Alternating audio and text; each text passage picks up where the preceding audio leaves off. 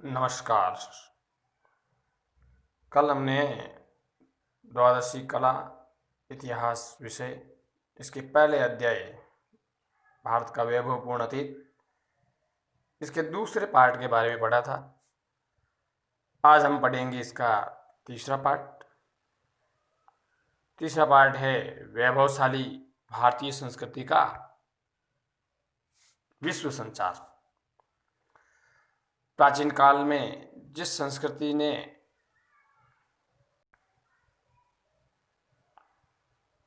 अपना संपूर्ण विश्व में संचार किया है वह भारतीय संस्कृति है। यह संचार सांस्कृतिक विनिमय के स्वरूप था। जैसे उदाहरण के लिए चीन की दीवार के उत्तरी दरवाजे पर संस्कृत भाषा में आज भी उल्लेख है कि यक्षों के द्वारा परमेश्वर हमारी रक्षा करे। इतिहासकार मयूर ने लिखा है कि भारत के प्राकृतिक सौंदर्य की भव्यता विलक्षणीय है और इसकी बराबरी कोई नहीं कर सकता, क्योंकि इनकी जो है सौंदर्य की भव्यता जो है भव्यता व विविधता और वनस्पतियों के उत्पादन की समूची दुनिया में बराबरी कोई नहीं कर सकता। और इसी प्रकार कर्नल ऑलकॉट ने मानव संस्कृति का उद्गम स्थल भारतवर्ष को ही माना है। मैक्स मूलर के अनुसार पेरू देश, जिसको वर्तमान में दक्षिणी अमेरिका कहा जाता है, वो अपने आप को सूर्यवंशी मानते हैं और विजयदशमी पर राम सीतो महोत्सव एवं उसके बाद में राम जन्मोत्सव आज भी वहाँ मनाया जाता है। इस प्रकार हम कह सकते हैं कि भारत प्राचीन काल से ही वैभवशाली एवं समृद्ध रहा है। अग्नि पुराण में भी भारत को जम्बूद्वीप कहा गया है और द्वीपांतर अर्थात समुद्र पार के भारतीय प्रदेशों को द्वीपांतर कहा जाता है। इसमें 9 द्वीप थे, जिसमें सांस्कृतिक भारत में वर्तमान में जैसे Java, Sumatra, Malaya, Kamboj, Shyam, Champa, Burma, Lanka आदि सम्मिलित थे। शक्तिशाली जलयानों में बैठकर भारतीय Brahmadesh, Shyam, Indonesia, Malaysia, Australia, Borneo, Philippines, Japan व कोरिया तक पहुंचे और वहीं अपना राजनीतिक तथा सांस्कृतिक साम्राज्य स्थापित भी किया। प्रशांत महासागर के द्वीपों पर अपना निवास बनाया तथा पश्चिमी भारत के बंदरगाहों से द्रविड़ पर्यटक और नाविक सोमालीलैंड से लेकर दक्षिणी अफ्रीका तक के समस्त पूर्वी समुद्र तट पर भी अपने वास स्थल बनाने में सफल हुए। इस प्रकार के जो सुसंस्कृत एवं जन जो आर्य भारत से विश्व के विभिन्न देशों में जल एवं स्थल मार्ग से पहुंचे और वहां अपने धर्म, संस्कृति और सभ्यता का प्रचार कर वहां के निवासियों को भारतीय संस्कृति से परिचित भी करवाया।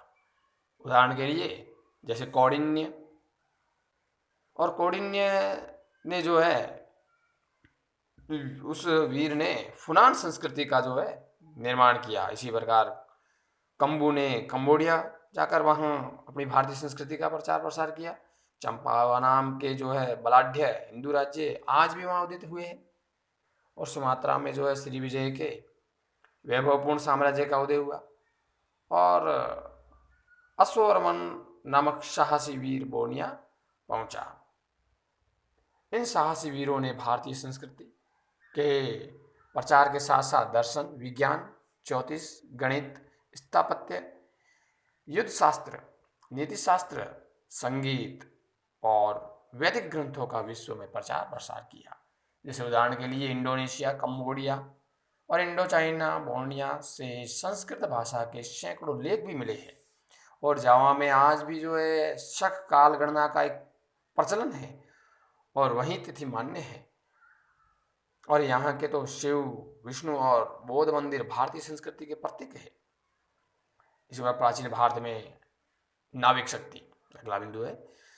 तो सिंधु जो सरस्वती सभ्यता सभी ने सुना है, तो सिंधु प्रदेश में सिंधु नदी में 6000 वर्ष पूर्व चलने वाले जलयानों का उल्लेख जो विद्वान है ने द्वारा किया गया है। तो इस प्रकार हम कह सकते हैं प्राचीन भारत में भी नाविक शक्ति विद्यमान थी और संस्कृत में ही नौ शब्द जलयानों के लिए प्रयोग किया जाता है।